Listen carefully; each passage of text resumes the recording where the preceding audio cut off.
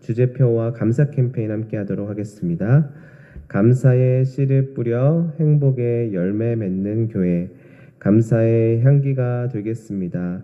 감사의 꽃을 피우겠습니다. 감사의 열매를 맺겠습니다. 아멘. 이번 주 한 주간 묵상 말씀 요한복음 8장 36절 3번 같이 하겠습니다. 그러므로 아들이 너희를 자유롭게 하면 너희가 참으로 자유로우리라. 그러므로 아들이 너희를 자유롭게 하면 너희가 참으로 자유로우리라. 그러므로 아들이 너희를 자유롭게 하면 너희가 참으로 자유로우리라. 아멘. 오늘 우리에게 주신 하나님의 말씀은 예레미야 49장 7절부터 22절까지의 말씀입니다. 오늘 낮추심이라고 하는 말씀의 제목을 가지고 말씀의 은혜를 함께 나누도록 하겠습니다. 오늘 우리가 읽은 본문의 말씀은요, 에돔을 향한 하나님의 심판을 다루고 있는 말씀입니다. 에돔이라는 족속은 어떤 족속입니까? 우리가 잘 알고 있는 에서의 후손들이라고 말할 수 있는데요. 사실 에돔은 성경에 여러 차례 언급되는데요. 세상적인 지혜가 아주 많은 백성들이라고 이야기합니다. 그러나 그들은요, 그 지혜와 힘을 가지고 있으나 도리어 그것을 잃어버리게 되었습니다. 그리고 지혜를 올바르게 제대로 사용하지 못하였다라고 성경은 기록하고 있습니다. 왜냐하면 그들이 하나님 없이 자신들의 생각과 뜻에만 오로지 몰두하고 그것을 의지하였기 때문입니다. 따라서 그 결과로 결국 오늘 본문에서와 같이 결국 심판이 주어지게 되는 것입니다. 자고로 참된 지혜라고 하는 것은 바로 하나님으로부터 오는 것입니다. 이 말은 하나님을 통해서 그분으로 인하여 참된 지혜를 얻을 수 있다는 말이죠. 그러나 에돔은 그것을 상실하고 하나님의 음성을 듣고 따르지 못했기 때문에 그에 대한 결과가 심판으로 나타나게 된 것입니다. 어쩌면 너무나도 이것을 봤을 때 무서운 하나님으로 우리는 보일지도 모르겠습니다. 그러나 자세히 보면 하나님은 그 가운데 반드시 긍휼의 약속을 빼놓지 않으셨다는 것을 볼 수 있습니다. 오늘 우리가 읽었었던 본문 11절 말씀을 통하여서 그 긍휼의 약속을 남겨놓으셨음을 발견할 수 있는데요. 우리 11절 말씀은 같이 한번 읽도록 하겠습니다. 내 고아들을 버려도 내가 그들을 살리리라. 내 과부들은 나를 의지할 것이니라. 에돔에 대한 심판을 분명히 본문 가운데 이야기하고 있는데 11절 말씀을 봤더니 회복이 없지 않습니다. 긍휼이 없지 않습니다. 분명히 심판에 대한 경고의 말씀, 에돔의 교만에 대한 경고의 말씀을 이야기하시며 그에 대한 결과로 심판을 이야기하시지만 우리가 알고 있고 우리가 생각하고 있는 심판이 아니라 그 이면에 하나님께서는 긍휼과 또한 회복을 숨겨 놓으셨다는 것입니다. 문제는요, 그들의 교만을 그냥 넘어가시지 않는다는 것입니다. 결론은 그들의 긍휼히 여기시고 불쌍히 여기셔서 회복의 여지를 주시는 것인데 결코 교만함과 같이 갈 수 없다는 것이죠. 한마디로 말해서 그들의 교만을 낮추시고 하나님의 뜻을 따르도록 만드시는 것입니다. 아주 간단합니다. 하나님의 말씀은 그들을 낮추시겠다는 것이었습니다. 그들을 멸망시켜서 영원토록 그들이 일어나지 못하고 이 세상에서 사라져버려서 하나님을 더 이상 의지할 수 없고 믿을 수 없고 하나님을 떠올릴 수도 없는 상태로 완전히 짓밟아 버리시는 것이 하나님의 목적이 아니라 그 교만함과 같이 갈 수 없는 진리를 이야기하시면서 하나님의 말씀을 통하여서 낮추시겠다는 말씀 이야기입니다. 한마디로 교만한 마음을 꺾으시겠다는 것이죠. 그들 스스로 안전하고 아무 일 없으며 여전히 건재하다고 이야기하는 그 헛된 믿음을 경고하시는 것입니다. 한마디로 말해서 죄에 대한 이야기를 하고 계시는 것인데요. 만약에 하나님의 뜻을 따르지 않는 삶 가운데 더할 나위 없는 안정이 주어진다면 그것은 하나님 없는 그들의 거짓 평안일 뿐입니다. 하나님은 진짜를 주고 싶으신 분이십니다. 진짜 평안과 평강을 주시기 위해서 그들을 낮추시겠다는 것입니다. 자신 높아져 있는 상태에서는 자기 스스로 구원과 평화를 도저히 만들어낼 수 없다는 것을 하나님께서 알려주시는 것이고, 또한 그곳으로 인하여서 그들의 교만과 그들의 죄로 인하여서 거짓 평안을 이루었을 때 그것이 참된 구원이 아니라는 것을 잘 알고 계시기 때문이었습니다. 사실 에돔의 도성은 우리 오늘 읽었던 본문에서와 같이 건재할 줄 알았습니다. 16절 말씀에 보면 이렇게 이야기합니다. 바위 틈에 살며 산 꼭대기를 점령한 자여, 스스로 두려운 자인 줄로 여김과 내 마음의 교만이 너를 속였도다. 내가 독수리같이 보금자리를 높은 데에 지었을지라도 내가 그리로부터 너를 끌어내리리라. 이는 여호와의 말씀입니다. 바위 틈에 살며 산꼭대기를 점령했다라고 하는 것은 당시에 에돔의 도성이 매우 견고하고 그들의 지혜를 통하여서 만들어낸 그 도성을 아무도 침범할 수 없고 그들의 힘이 이만큼 견고하다는 것을 과시하는 이야기입니다. 그러나 그렇기 때문에 그 마음 안에서 하나님을 의지할 수 있을 만한 틈이 생기지 못하였던 것입니다. 왜 그랬을까요? 이게 자신들을 지켜줄 것이라고 그들은 생각하였기 때문입니다. 그러나 그게 결코 지켜주지 않는다라는 것을 하나님은 말씀하고 계십니다.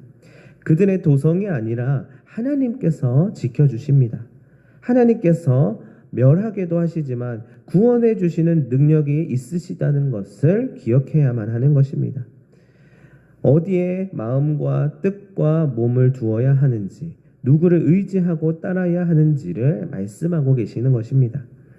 하나님은 다른 어떠한 것을 원하시지 않았습니다. 그저 하나님을 의지하기를 원하십니다. 스스로 교만하여 주님의 머리 꼭대기에 있는 것을 원하시지 않습니다. 이유는 하나님의 구원을 깨닫고 받으라는 것입니다. 따라서 축복입니다. 이것이 바로 축복이지 않습니까? 우리가 생각하는 축복이란 그저 우리가 평안함을 누리는 것뿐입니다.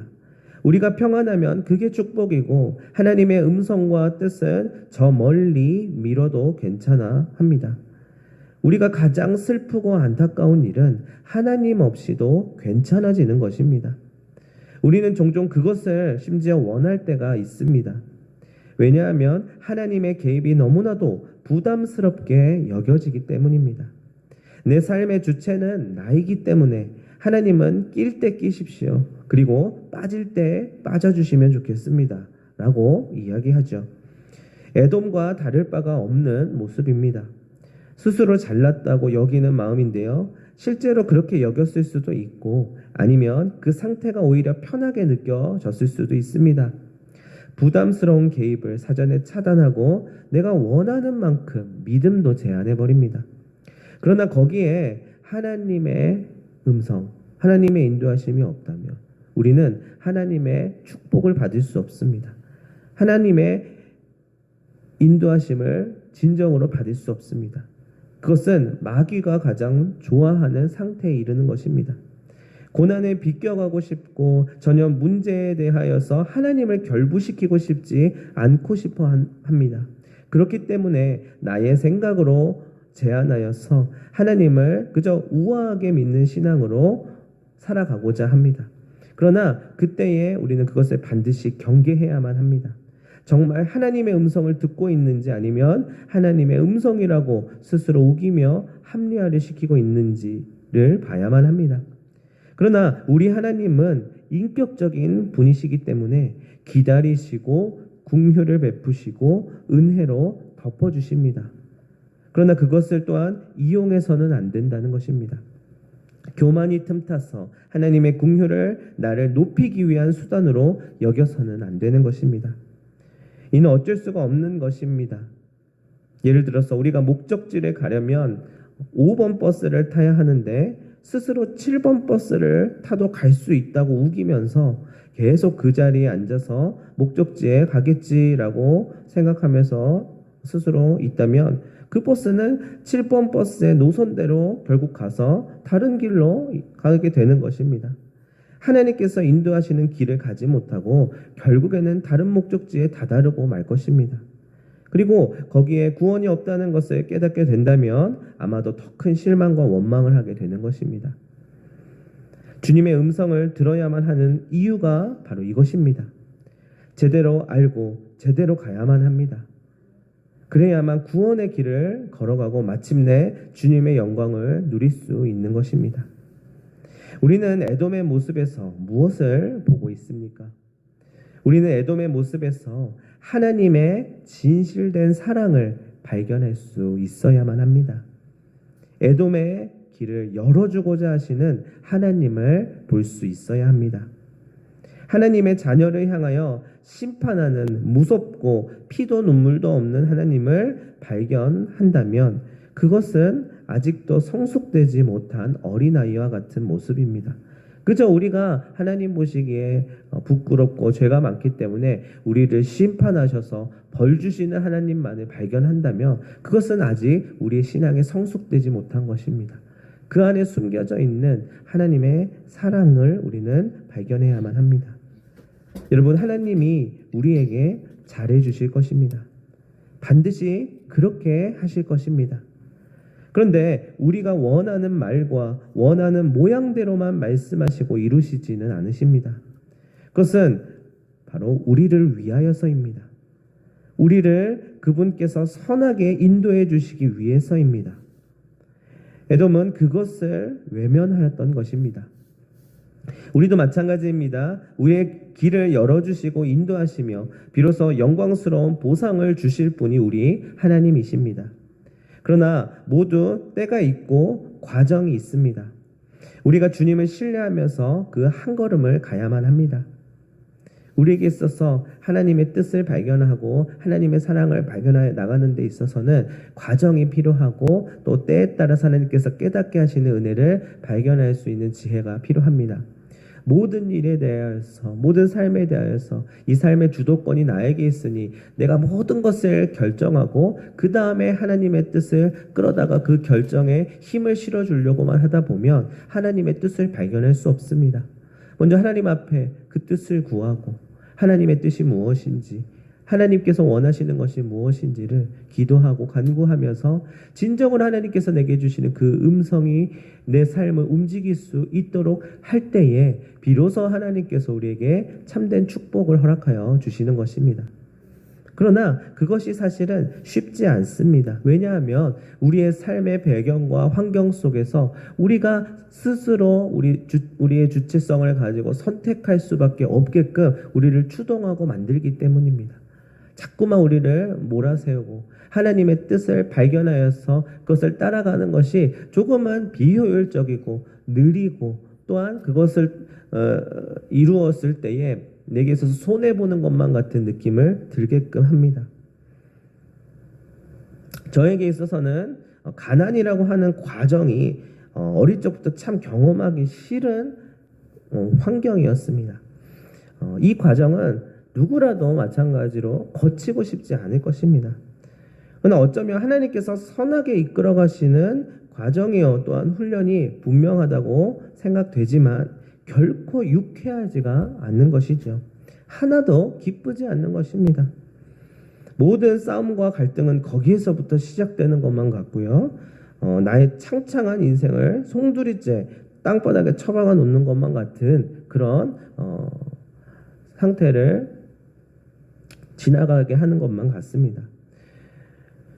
우리에게 있어서는 그러한 환경들이 우리를 그렇게 만들어 갑니다. 날마다 그래서 비교하고 또 그러다 보니 악에 받쳐서 환경과 싸우도록 만듭니다.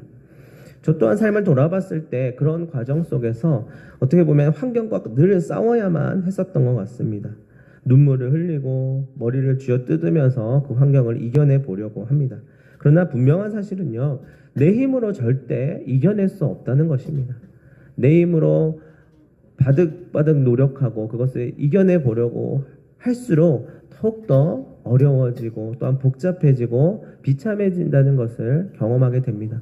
물론 열심히 그 환경을 이겨내보고자 하는 그 의지와 힘은 누구도 무엇이라 말할 수 없는 귀한 일이고, 또한 그것을 통하여서 극복되었을 때 너무나도 뿌듯하고 또한 그것을 통하여서 참된 보람을 느낄 수 있습니다. 그렇지만 그 과정 속에서 발견해야 되는 것은 그렇기 때문에 나의 의지와 또한 나의 삶의 힘은 오로지 나로부터 나오는구나. 이 세상 사람들 아무것도 믿을 것 없고 세상에서 믿을 건 나밖에 없고 내가 무엇이든지 결정하고 내 힘으로 살아가야 되는구나 라고 생각해서는 안 되고요. 그 과정 속에서 하나님을 발견해야만 하는 것입니다. 하나님께서 나를 인도하시는구나.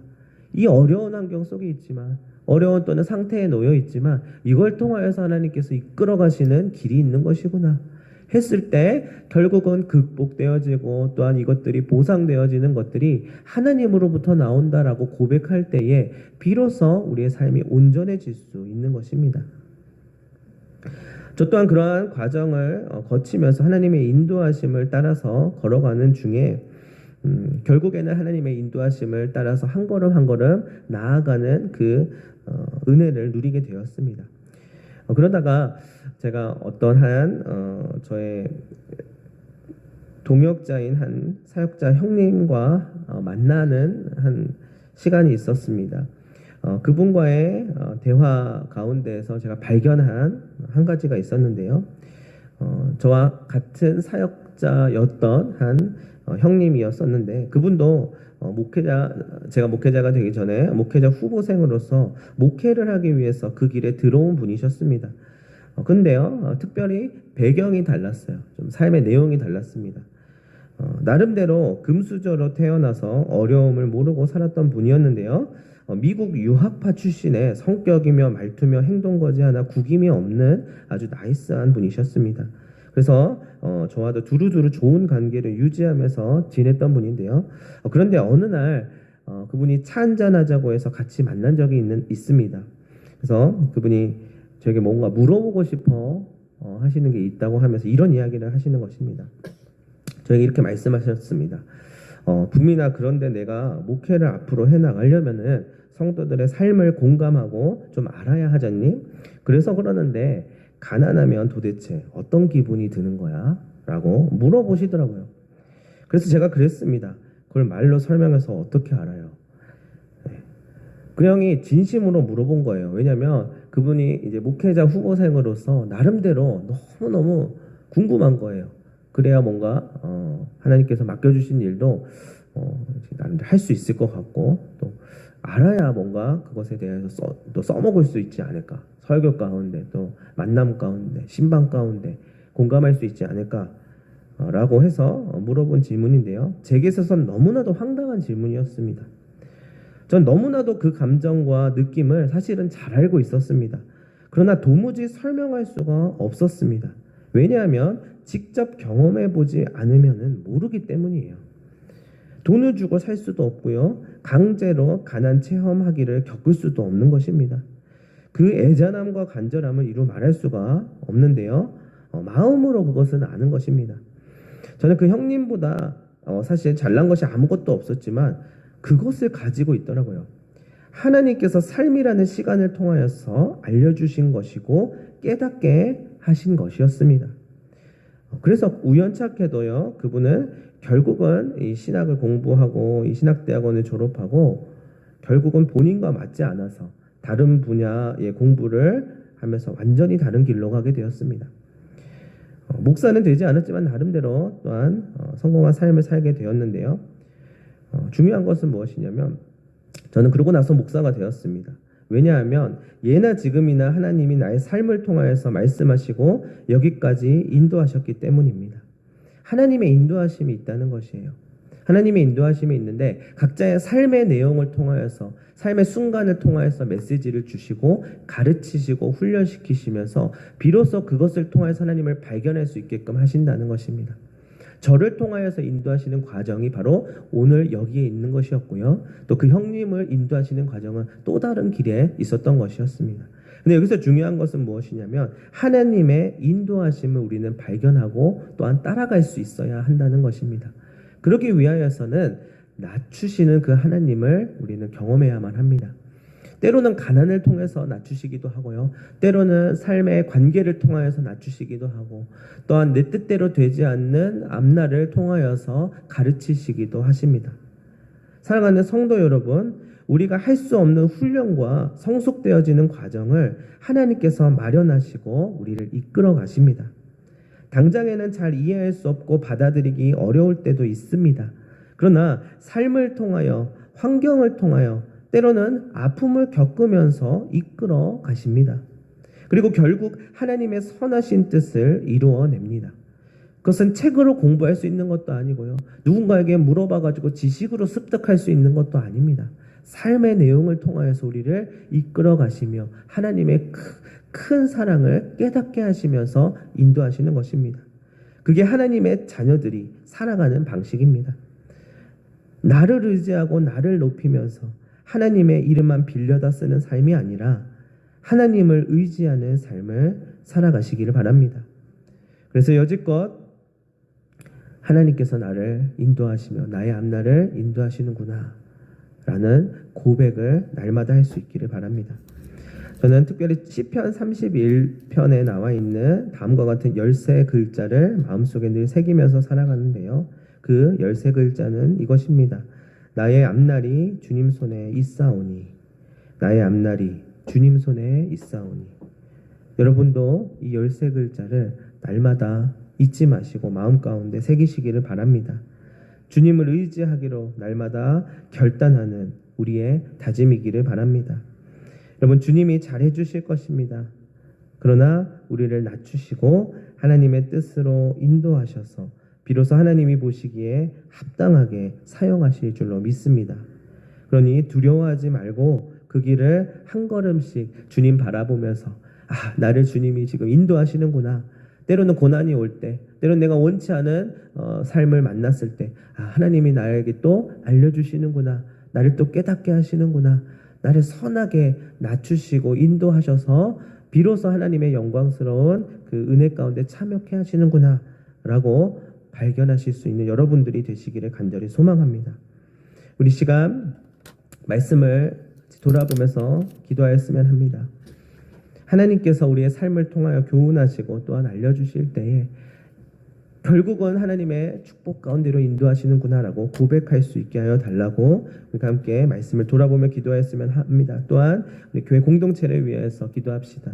우리 12돌 프로젝트를 통하여서 하나님이 선하게 인도하실 것입니다. 그것을 위하여 함께 기도하고 우리 구역과 교구 가운데에서 하나님의 인도하심을 스스로 경험하고 고백하는 이들이 늘어나고 또한 그 이야기들이 넘쳐날 수 있게 해달라고 함께 기도하였으면 합니다. 그리고 마지막으로 우리 환우들을 위하여서 기도합시다. 또한 우리 장례 가운데 참여하고 있는 문성훈 권사님의 가정과 또한 우리 유족들 가운데 주님께서 은혜 가운데 함께하여 달라고 또한 우리 고통받는 이웃들을 위하여서 함께 같이 합심하여 기도할 때에 말씀을 돌아보며 공동체를 위하여 또 환우들과 고통받는 이웃들을 위하여서 합심하여 같이 기도할 때에 우리 주여 한번 외치고 같이 기도하도록 하겠습니다. 주여